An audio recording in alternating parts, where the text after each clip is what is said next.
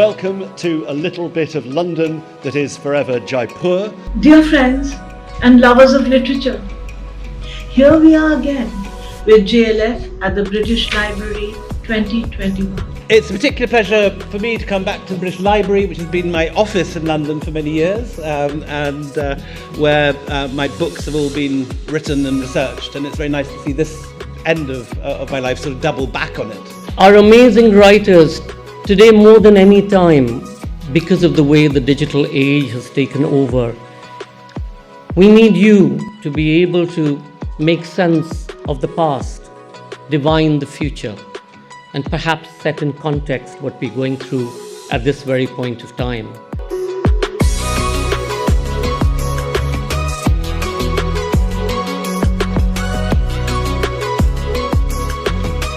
Do you feel that Britain and India can best intersect culturally? Well, we've been intersecting for a long time. It's not that we will have to intersect. If you look at our cultural and historical relations, we go back a long way. That may be nations or cultures or religions or sexualities, class, culture, gender, race, all those things, but that distance is somehow reduced or bridged because we're connecting at a very basic human level. I believe in the ability to convey meaning by the written word is our superpower.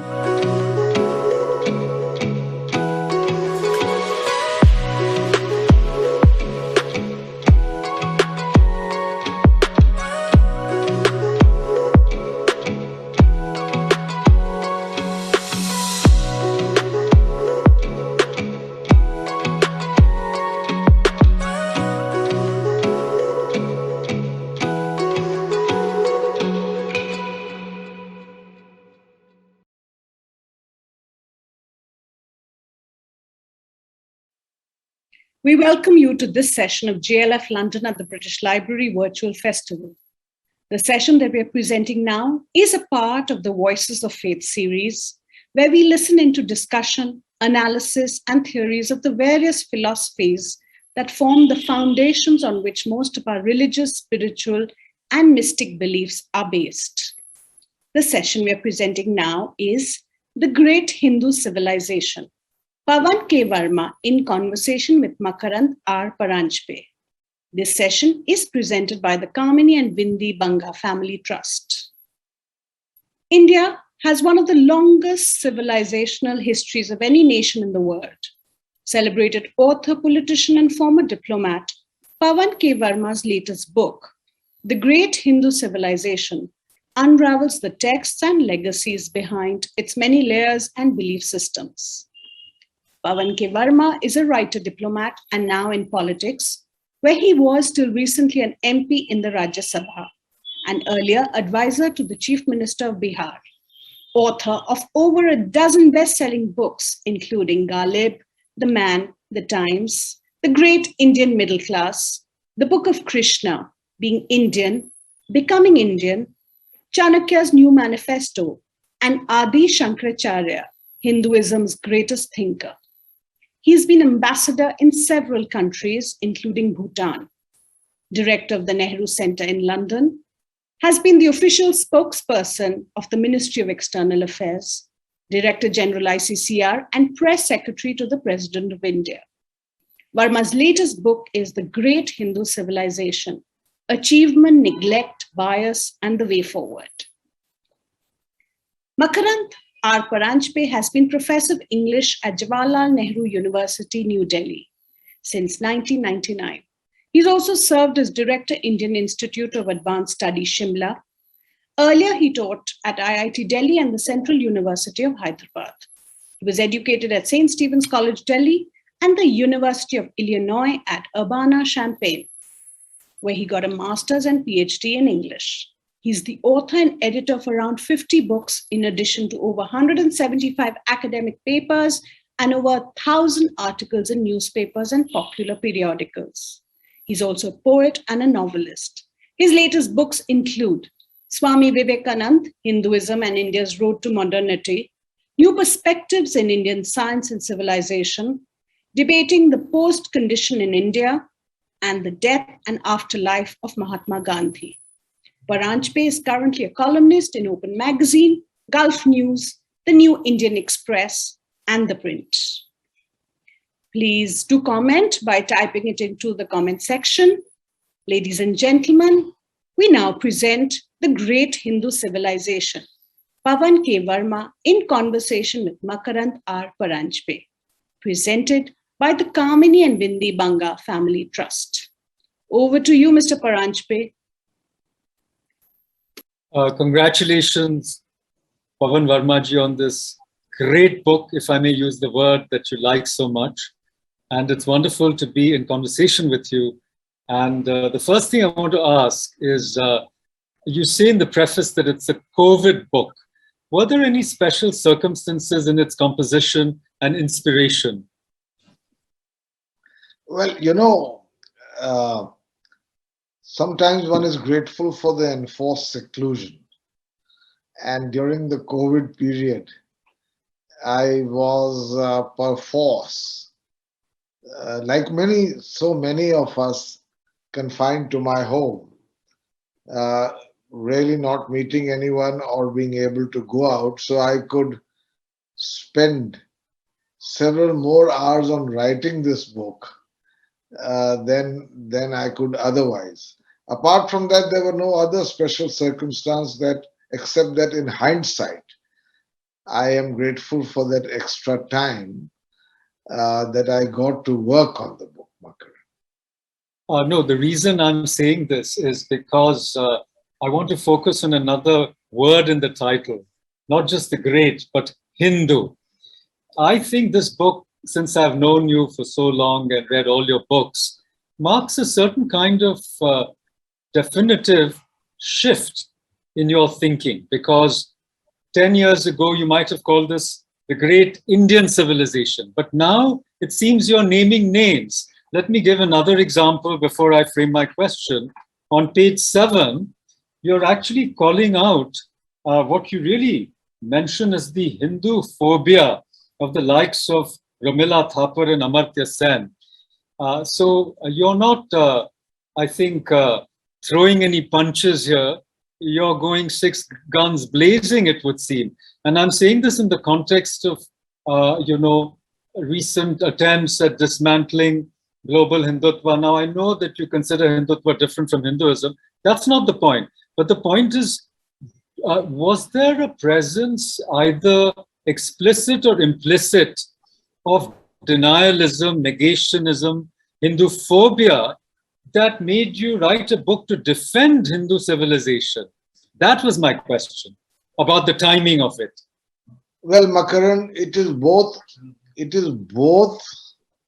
a defense of Hinduism against some of the unwarranted, in my view, attempts to devalue, denigrate, and demean it. At the same time, it's a great tribute to many features of a civilization which I believe is marked by great antiquity, continuity, peaks of refinement, diversity, and assimilation. So it's both, but at least in the first chapter, and of course there are sections in which I do that later as well. In the first chapter, which is called Hindu Civilization, Myth or Reality, I make an attempt to rebut those who, even if guided by well intentions, end up underplaying Hindu civilization. And I will just define for you why they are doing it. People like Amartya Sen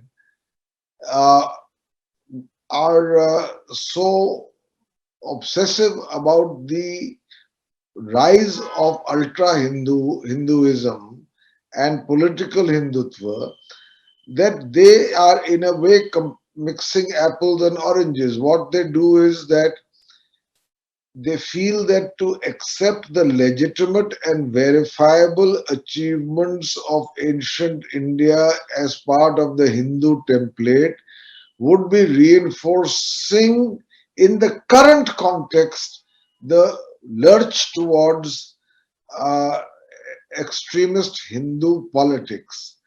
Now, I believe these are two separate problems.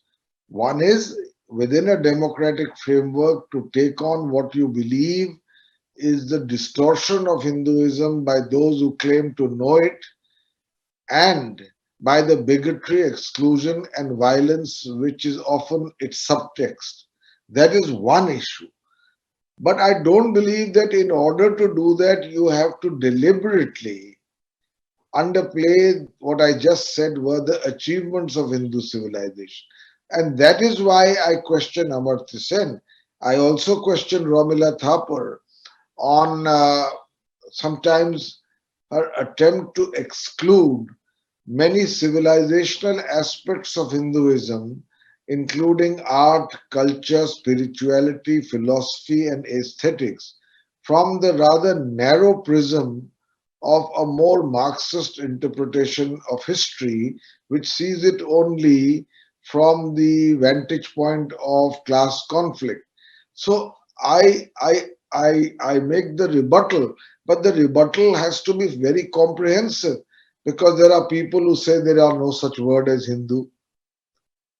There are people who then, if even if, as I argue, that they are wrong, they say there is no such thing as civilization associated with Hinduism.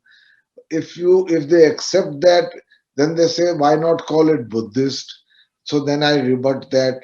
Then they say, if such a civilization existed, is Hinduism itself a unitary religion? I mean, Wendy Doniger goes to the extent of saying that, dare I spell Hinduism with a capital H? Because according to her, it's a cross between a hedgehog and a tortoise. Now, I believe that such hasty and frankly denunciatory generalizations need to be countered. So perhaps you may see in my book a, a defense of Hinduism, but at the same time, in the subsequent chapters, Makaran, you will see how I pay tribute to some of its great refinements while acknowledging its blemishes, which any civilization is bound to have. True, that you do. You talk about inequality, social as well as gender. You talk about lack of unity. You have said those things. But just not to belabor the point, but just to come back for a second, I was actually reminded in this 150th anniversary of Sri Aurobindo, his own vigorous defense of, Hinduism in a series of essays which he called as India Civilized. And you're raising those similar questions. And of course, the difference is that he was defending Indian culture and civilization against attacks from our colonizers. But you are defending it from internal attacks. So I think that's very significant. And as I said, people hesitate to use the word Hindu. They would have said Hindu, Buddhist, Jain, Indic, all kinds of words. But this word Hindu. My second question, Pavanji, would be to focus on the subtitle of your book, Achievement, Neglect, Bias, and the Way Forward. Now, if I look at the table of contents, I see a slightly different, more chronological rather than thematic arrangement of the contents. Do you want to tell us whether these two mesh or they were actually different directions of your own thought process as you compose the book? Well, these are 4 themes in the book, Makaran. And I wanted in my own way to dwell on each of them, not necessarily absolutely chronologically, but separately. Now, as far as achievement goes, to name but a few examples, I have a chapter on the audacity of thought, where I think in the sheer celebration of Hindu civilization, its application of mind, and the remarkable loftiness of thought, there are few parallels in the world. I mean, as an example, let me mention to you the 6 systems of Hindu philosophy, the Nyaya, the Vaisheshik, the Sankhya, the Yoga, the Purv Mimansh, the Uttar Mimansh. Now, amazingly, these are schools of thought which could technically be called atheist because they are not talking of divinity in conventional terms. It requires great courage to do that. They are actually looking for what could be the ultimate truth behind the bewildering plurality of the cosmos, which shows the level of cerebration within the spiritual and metaphysics aspects of this civilization. Similarly, I think I spent some time on the Upanishads, on the Bhagavad Gita, on the Brahma Sutras, and then on the offshoots from Hinduism, Buddhism, and Jainism, in order to give some idea of the achievement of sheer thought. But subsequently, in my next chapter on the realm of ideas, I speak of so many concepts, including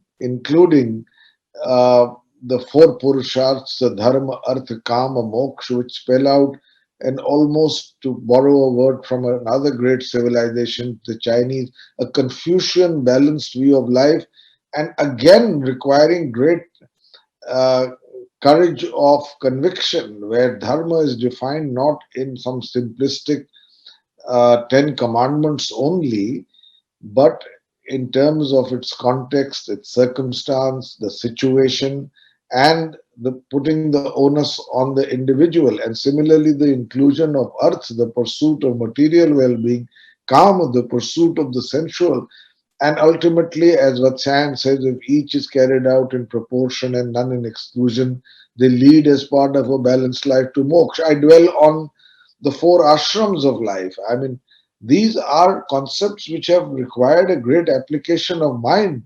I speak about the achievements in science, in political theory. I mean, Kautilya writes in the Arthashastra that there were at least 6 schools of philosophical thought preceding him. Unfortunately, nothing is extant, but it shows the level of debate and discussion and dialogue and ideation within Hindu civilization.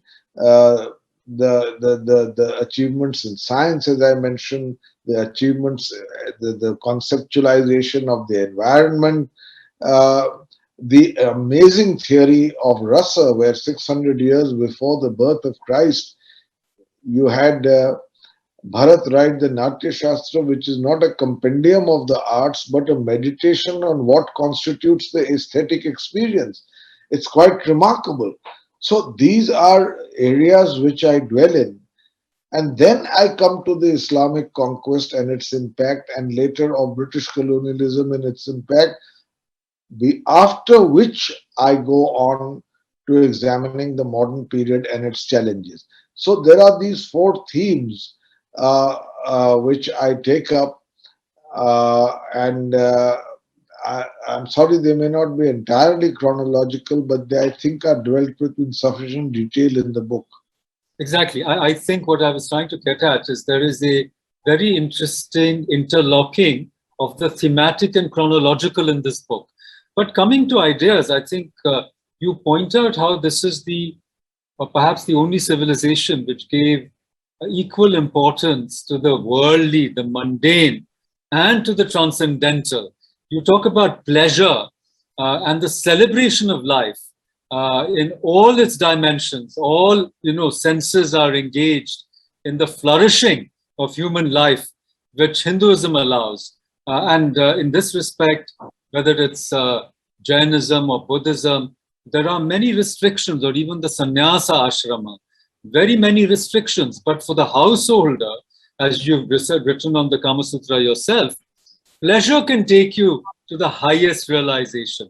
And this life positive and affirmative aspect of Hindu civilization is something that you explain and also celebrate, which is an important antidote to those who think, oh, this was all Mayavadi, unworldly, and not interested in food and sexuality, eroticism, the arts, the crafts, etc. So that's one of the achievements of the book, in my opinion.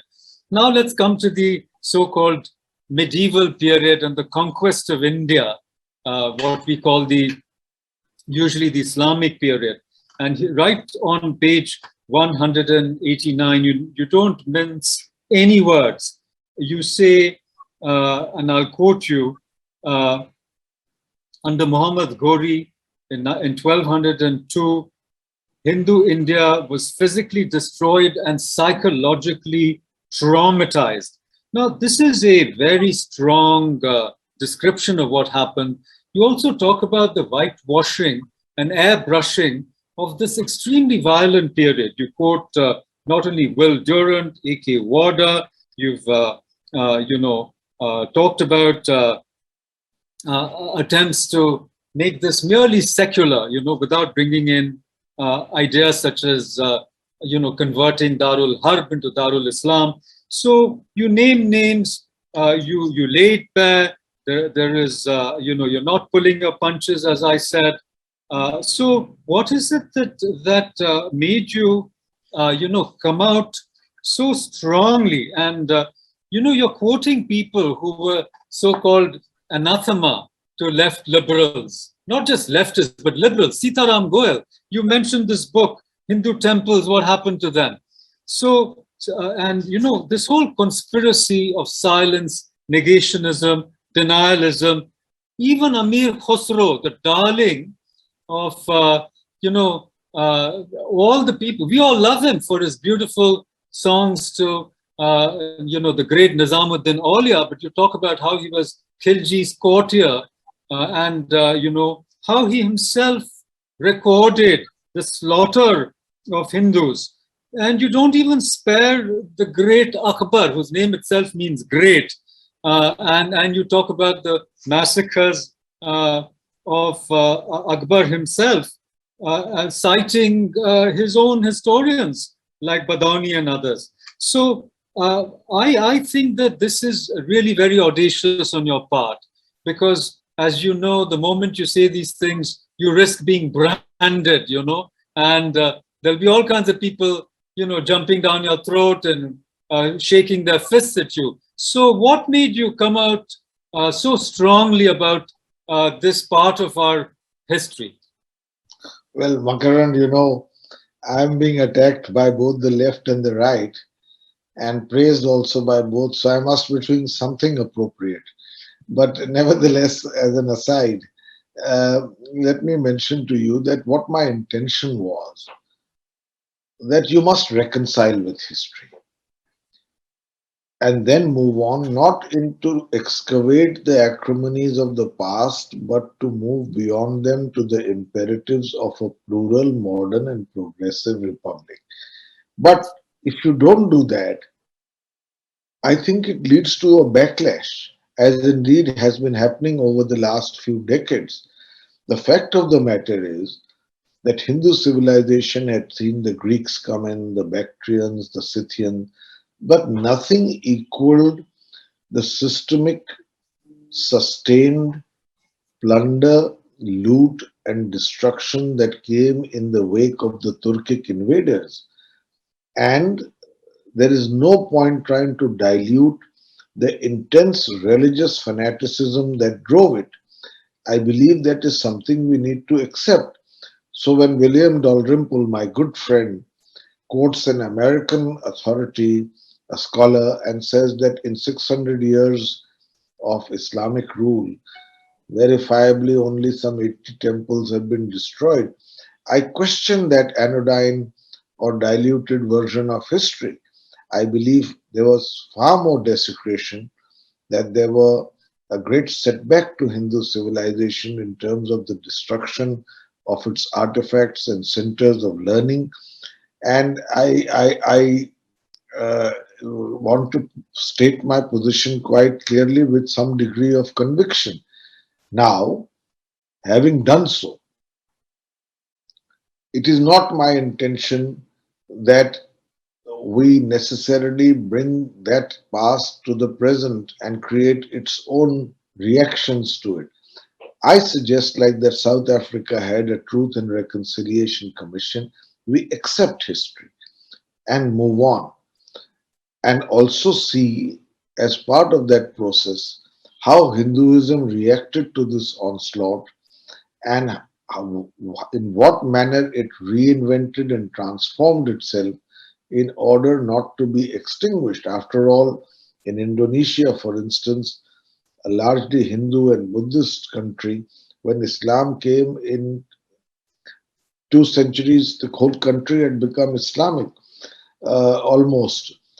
This does not happen in India, and I think that why it did not happen is because Hinduism reinvented and transformed itself, and one of its great manifestations was the absolutely remarkable Bhakti movement, which lasted for 600 years, was pan-Indian in its scope, took Hinduism back to the masses, went against excessive ritualism, Brahmanical hegemony, had the courage to question existing dogmas, simplified the faith but added greater devotional ardor and fervor to it, and essentially democratized it.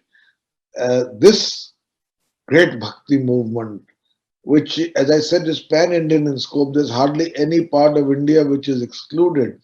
From Tukaram to Namdev to Chandidas to Vidyapati to Surdas to Govindas to Mirabai to Andal to the Nayanars to the Alavars to Alama Prabhu to Basavanna.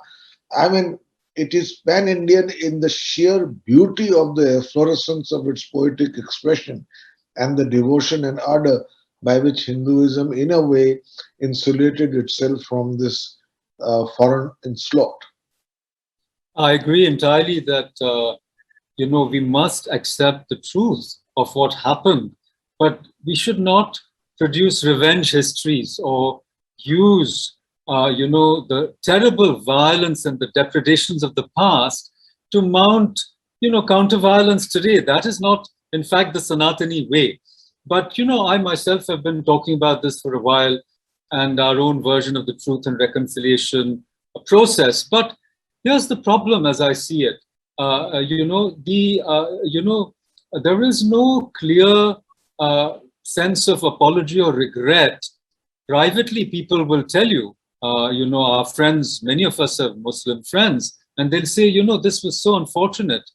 But publicly, no ulema, no respected member of that society, right up to great freedom fighters or leaders like Maulana Azad, ever denounced that vandalism, of the past, and it continues today in the destruction of the Bamiyan Buddhas in Taliban 1 and now in Taliban 2. We really don't know what will happen. So my point is that while we can, advise our own co-religionists or co-culturalists to say, reconciling to the past is really important to move on. But I think we are also looking for something from the other side where we say, theologically justified or not, we don't promote these things. We want to apologize for that. But I think that is the difficulty. I think, Makaran, I think it's too late for apologies. Apologies, in a sense, further the divide. There can be an acknowledgement. I ask for an acknowledgement. Acknowledgement will be the start. But all I'm saying is we should have a universal declaration from people of all faiths that some of these acts are not permitted today, whatever the reasons for them in the past. And coming back to your book, you've also told us why Hinduism survived and the remarkable efflorescence of bhakti. But in a way, what bhakti did was go back to the spiritual sources of India's strength, the Atma Bal. And you yourself have translated, Tulsi Ramayana, which is that great text, which bound all of at least northern Indian Hindu consciousness, even to the extent of people taking it to the diaspora, later. It's that Tulsi Ramayana, which was their Hindu toolkit, which allowed them to reconnect with the homeland. So can you tell us a little bit about, whether that project influenced this project in any way? And how that relates to the, contemporary construction, the reconstruction of the Ram temple? Well, It's a long question, so I don't know how many parts I can break it up to, Makaran. Thank you. To come back to your first part, I think let's not make sides on this. Let's all accept that we are all on the side of the great project of making a new republic work, our own republic. We are on the same side. We have had a past. Let us not whitewash that past. This is my primary argument. Let us not say, for instance, that the Turkic invaders were like any other conquerors, primarily motivated only by plunder or the desire for plunder. Let us accept that they were also motivated by religious fanaticism, the whole notion of looking upon those of other faiths and beliefs as infidels. There is no doubt, and the desire to convert to Islam as many of them as they could. These were motivations. We cannot hide behind um, a curtain of opacity anymore. It's time to accept this. And it's time to accept that now we are all on the same side as not Hindu or Muslim, but citizens of a modern Indian republic, moving beyond that past towards the promises of a new India. On your second question, of course, there's a great link between the metaphysics and spiritualities of the earlier tradition and the emanation or the emergence and of the Bhakti movement. I mean, you know the great Adi Shankaracharya and his enunciation of the whole notion of Brahm, Akhand, Adrisht, Achintya, undifferentiated consciousness, Nirvishesh Chinmatram, which is an omnipotent, omniscient, omniscient, pervading impulse across the cosmos, and which is Purna, complete in itself, and Nirgun, without attributes. Now, Adi Shankaracharya's version was taken and made into Vishisht Advait by Ramanujan. Yeah. And he qualified it by allowing for a personal Ishwar, not negating the primacy of Brahm, but allowing for its manifestation as a personal God. And then you had a series of thinkers, Nimbarkar, you had Vallabh, you had Chaitanya, you had Advait, you had Shuddha Advait, you had Vishisht Advait, all of which ultimately opened the floodgates without negating the primacy of Brahm to a new form of devotionalism to a personal Ishwar. And that gave the ideological sustenance to the Bhakti movement ultimately. As Tulsidas, another great icon of the Bhakti movement, says, Agun Arup Alakh Aj Joy, Bhagati Prema Bats Saguna Ho Joy. That which is attributeless, formless, and is the Nirgun, because of the sheer devotion of the devotee, is forced to become Sagun or take on attributes. So, this was the motivation of the Bhakti movement, but the dialectic between Nirgun and Sagun, that great pervasive dialectic of Hinduism, of the great link between the formless and the manifestation of it as an attribute, full divinity. That is a very, very remarkable concept that we must try to understand. When somebody is anchored in that vision of that ultimately Nirguna Brahm, pervading everything, be it an ordinary rock, a stone, a tree, a river, and once it is anchored there, then we have allowed our human imagination to extravagantly humanize our gods. And we have reveled in it. But to believe that one negates the other is not true. The Sagun vision ultimately is sustained by the Nirgun conviction. And the Nirgun conviction ultimately remains primary even when there is the Sagun interpretation of it. It's a remarkable fact. People like Wendy Doniger, for instance, are perplexed by this dynamics. And she says, that is why she says, can I call Hinduism with a capital H? Because she cannot understand that Hinduism consciously nurtures within it a diversity which gives it its conquering eclecticism without losing sight of its central unity narrative, the narrative of its central unity, without losing sight of it. So there is, as Professor Rajiv Malhotra calls this chaos anxiety, which sometimes observers who understand Abrahamic faiths and its certitudes better find it difficult to understand about Hinduism, but it's very important to do so. And it's very enabling. I think we're running a bit short of time, and the colonial period and the post-colonial period has already been talked about quite a bit. But I just wanted to ask you one question, which is that I see throughout your work, as well as in this book, a voice of moderation, rationality, and mediation between extremes. I personally believe that this is the great Indian way, the reconciliation of opposites and the eschewing of binaries and of extremes. And my real question to you is that if you want to build a great republic, and it's like the half-life of post-colonial India, the British ruled us for 150 years, maybe a little more. I think this is a watershed for us, India at 75. How do you envisage the next 75 years, or at least the next 25 years, India at 100?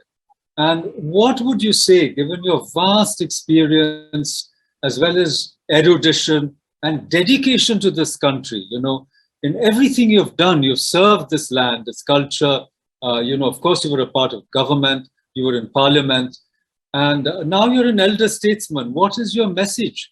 What should we do to make ourselves a great country, a great republic, and a great civilization once again?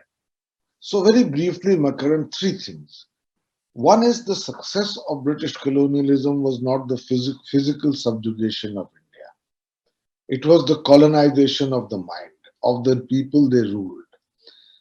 One of the priorities of a modern India must be to examine, interrogate, and ultimately rid ourselves of that colonization of the mind, not leading to xenophobia or chauvinism, but to an enlightened rootedness in our own culture. That's point number one. Point number two is, for a religion whose Mahavakya is Ekam Satya Vipraha Bahuda Vadanti, the truth is one, wise people call it by different names, and a religion which had the courage to say Ano Bhadraha Kritavo Yantu Vishvata, let good thoughts flow to me from all directions and the entire world is my family, Vasudhaiv Kutumbakam. For such a religion, some of the ultra-Hindu right excesses need to be called out and democratically countered. That ultra-Hindu right is marked by lack of knowledge. Its activism is in inverse proportion to its knowledge, its aversion to dialogue, its ultra-conservative orthodoxies, which are again based on ignorance, its patriarchal nature, it's prone to violence and taking the law into its own hands, and its unbelievable simplification of the great complexities and nuances of Hinduism, where those who are said to protect Hinduism know the least about it.